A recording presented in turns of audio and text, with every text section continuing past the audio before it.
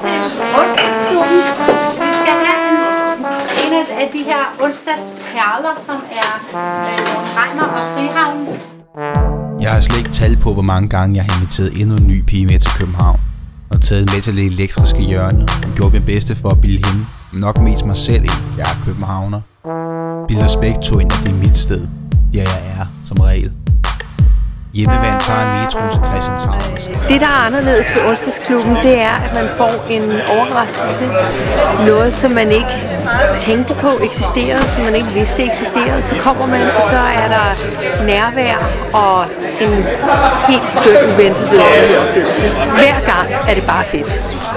Jamen, jeg synes, det er et rigtig godt initiativ, fordi at onsdagsklubben netop tager...